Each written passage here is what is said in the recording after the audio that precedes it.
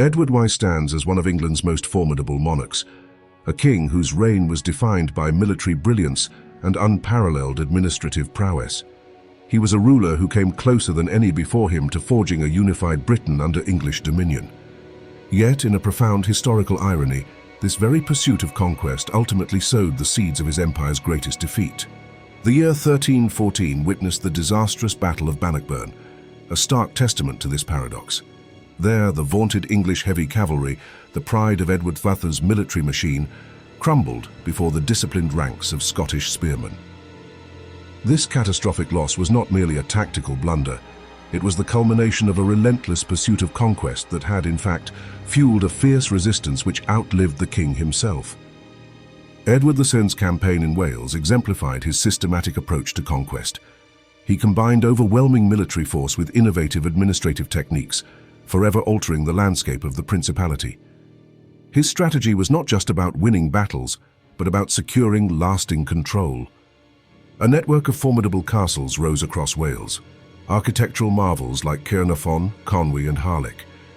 These imposing structures were designed not only for military control, but also as centres for English governance and symbols intended to suppress Welsh culture. They were concrete manifestations of English power. The Statute of Wales, enacted in 1284, formalised Wales' integration into the English realm. This legislative act dismantled Welsh law and administration, replacing them with English systems.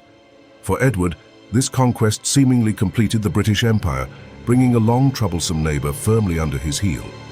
Edward's intervention in Scotland following the death of King Alexander III in 1286 proved far more complex and ultimately disastrous. He was invited to arbitrate the Great Cause, a succession crisis involving numerous claimants to the Scottish throne.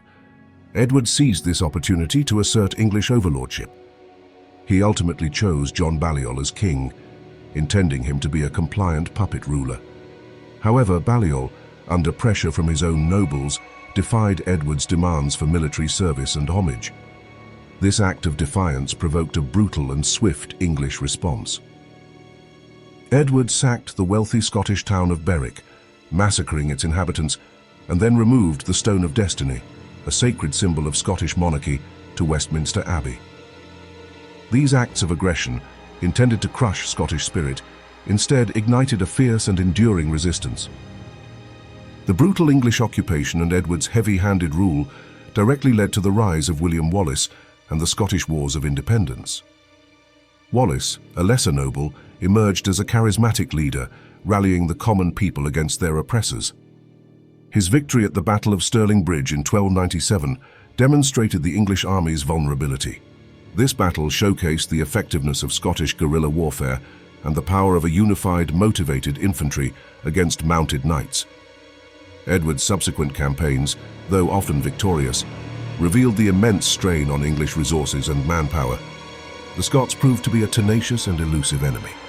Wallace's capture and brutal execution in 1305 were intended to crush the rebellion and serve as a terrifying warning. Instead, his martyrdom fueled further resentment and solidified the resolve for Scottish independence, turning him into a national hero. The mantle of leadership soon passed to Robert the Bruce, a nobleman who combined legal legitimacy with exceptional military skill. Bruce's claim to the throne provided a focal point for Scottish nationalism, uniting disparate factions. Edward Dudley's death in 1307, while campaigning against Bruce, provided a crucial opportunity for the Scots. His less capable son, Edward II, inherited the war but lacked his father's strategic genius and determination. Bruce systematically reclaimed Scottish castles and territories, consolidating his power. The decisive confrontation came at the Battle of Bannockburn in 1314. There, Robert the Bruce's forces inflicted a crushing defeat on the English army, securing Scottish independence for centuries to come. Bannockburn marked a profound turning point, not just for Scotland, but for the very concept of medieval imperialism.